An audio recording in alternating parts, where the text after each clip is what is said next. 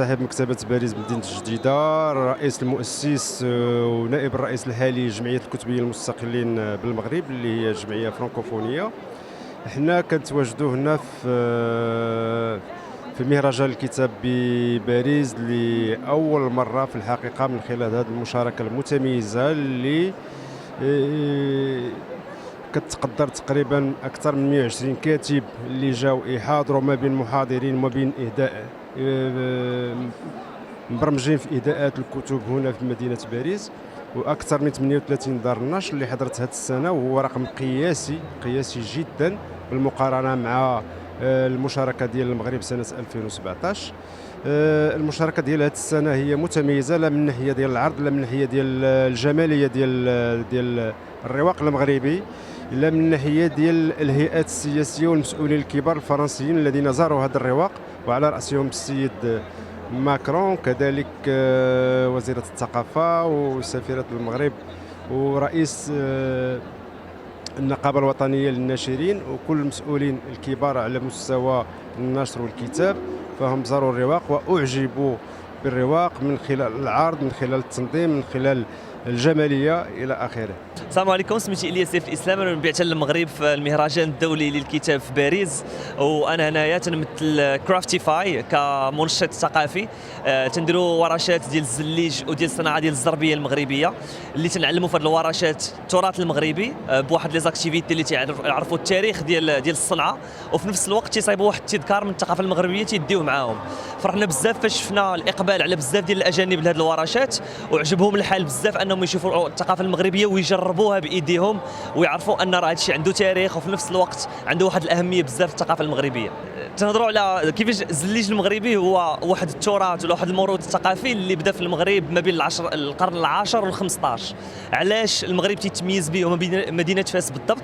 حيت من مورا القرن ال15 الزليج بقى في المغرب بنفس الطرق التقليديه العريقه القديمه، وبقى تيتوارث ابا عن جد حتى اليوم تنقدروا نلقاو الزليج في بزاف ديال البلايص، تنقدروا نلقاوه في الجوامع، تنقدروا نلقاوه في الزناقي، في الحيوطه، في الارض، وهو دابا الطرف مني انا كمغربي ومنك حتى انت كمغربي ومن المغاربه ديال المغرب كامل. هذاك الشيء علاش حنا تنحافظوا عليه اليوم وتنعلموه للناس كانوا صغار ولا كبار باش يعرفوه منين جا، تعرفوه من اش مقاد، وفي نفس الوقت تيتعلموا انهم يصايبوا الزليجه ديالهم ويديوها معاهم للدار كتذكار ثقافي مغربي في المعرض ديال باريس 2025. الجليج مغربي وغيبقى مغربي. Bonjour, je suis Rachida Kaout, la présidente du Haut Commissariat des diasporas africaines de France. Et aujourd'hui, je suis ravie de voir que le Maroc est l'invité d'honneur au Grand Palais, en plein cœur de Paris, pour cette grande manifestation d'auteurs et en même temps aussi de tous ces écrivains et qu'on découvre au fur et à mesure.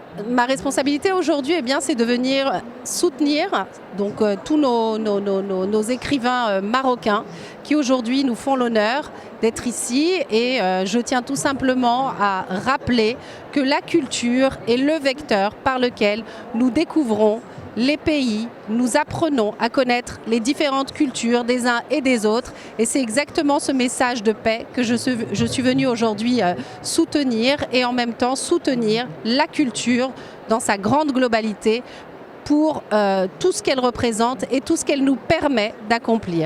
Alors je suis Monique Elgrichi, je vis à Casablanca, je suis dirigeante d'un groupe de communication et je suis un acteur associatif engagé dans le pays. Le Maroc mérite tout à fait sa place d'invité d'honneur parce que le Maroc est un pays ouvert.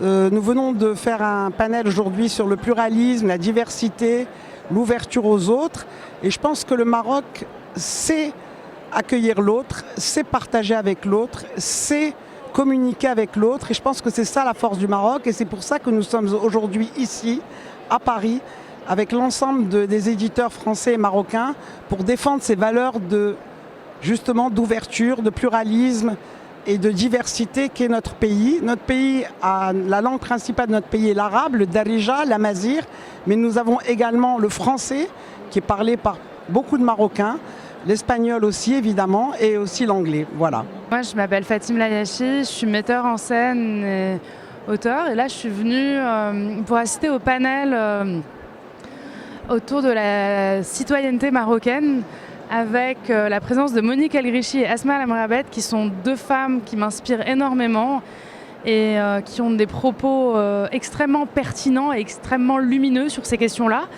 Donc j'étais ravie d'assister à ce panel-là et je crois que c'est très important d'aborder les notions de citoyenneté par le biais du pluralisme, parce que c'est ce que nous sommes, c'est ce que le Maroc est, un pays pluriel, une terre de pluralisme, une terre avec des strates multiples d'identité. C'est important de les défendre et d'en parler. Et je trouve qu'on le voit aussi dans les littératures marocaines, parce qu'aujourd'hui, il n'y a pas une littérature marocaine, il y a des littératures. Et je trouve ça merveilleux et je suis très heureuse d'être là, sous la nef du Grand Palais, pour célébrer toute cette diversité, cette richesse du Maroc. Donc cette histoire du Maroc qui est republiée sur la 3e édition est un livre qui reprend l'histoire du Maroc des origines à nos jours, c'est-à-dire depuis la préhistoire jusqu'à 2025. Et c'est surtout un livre qui montre la profondeur historique de ce vieil État marocain qui est avec le Japon, peut-être un des 2 plus vieux États au monde. Et je dis toujours qu'en 987, quand en France est élu le roi Hugues Capet, la monarchie marocaine a déjà presque 2 siècles d'existence avec les Idrissides. Et ça, c'est fondamental. Ce qui fait qu'on a une profondeur historique qui est immense. Et cette profondeur historique était une profondeur qui avait été amputée territorialement à l'époque coloniale, amputée à l'est de toutes ces provinces qui aujourd'hui constituent l'ouest de l'Algérie, Saourat, Tidikelt, Gourara, toutes ces Colombéchar, Tabelbala, Tindouf, qui sont des régions historiquement marocaines, et également amputation au sud avec le Sahara dit occidental, qui en fait c'est le Sahara marocain. Donc le Maroc va retrouver sa grande tradition maritime en ayant récupéré son Sahara, car grande originalité, le Maroc va avoir quasiment 3000 km de côte, partant depuis Tanger jusqu'à la Mauritanie, ce qui change totalement la perspective géopolitique et économique du pays, car le pays est totalement tourné vers l'Atlantique, tourné vers l'ouest, tourné vers cet océan de relations, par rapport à l'Algérie qui est enfermée dans la Méditerranée, une Algérie qui est enclavée.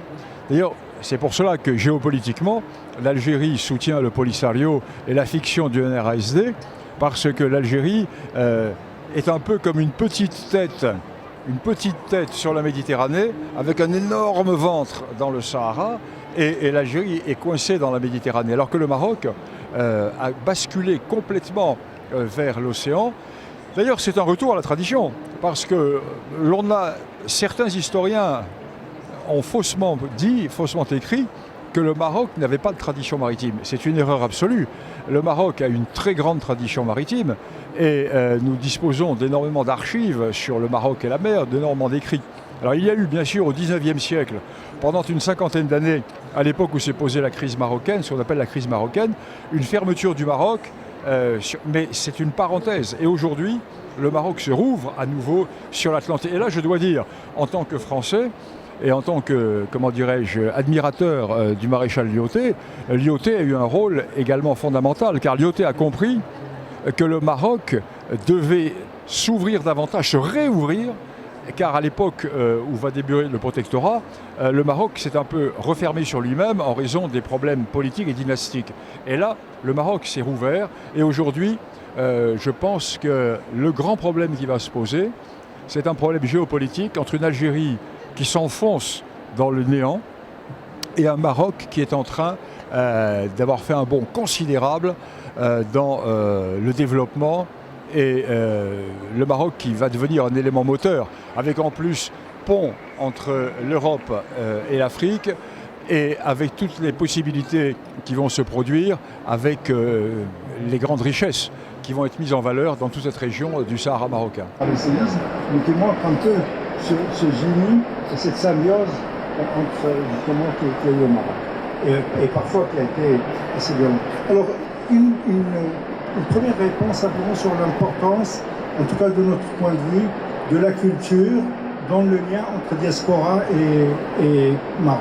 C'était dès le départ un des axes sur lesquels on a travaillé de manière continue, par la traduction, par le soutien à des activités culturelles, à des expositions d'art plastique, des films, etc. L'idée est qu'on va encore montrer dans le salon, qu'on a montré ici, et aussi dans le salon international de l'édition et du livre qui commence la semaine prochaine au Maroc et qui met les Marocains du monde à l'honneur, à l'initiative du ministère de la Culture. Une des idées essentielles qu'on essaie de défendre au Maroc, c'est la mise sur pied d'une agence marocaine d'action culturelle. L'idée, c'est que d'avoir un outil léger, pas une institution, léger, qui permette la transmission des cultures du Maroc aux enfants de l'immigration et de faire connaître au Maroc les cultures et la créativité des enfants de l'immigration. Il y a un travail extraordinaire, notamment par exemple en termes de traduction à faire, de circulation des œuvres. Cette contribution des Marocains du monde à la culture marocaine date de plusieurs décennies. Si vous avez l'occasion de suivre le débat qui aura tout à l'heure lieu sur l'œuvre de Darish Shraibi, je répète que je fais un peu de publicité. Le plus beau, à mon avis, le livre, le roman le plus fort sur la migration marocaine a été fait il y a 70 ans. Il s'appelle Les Boucs. Il est en poche. Achetez-le, lisez-le et offrez-le. Nous célébrons le 70e anniversaire.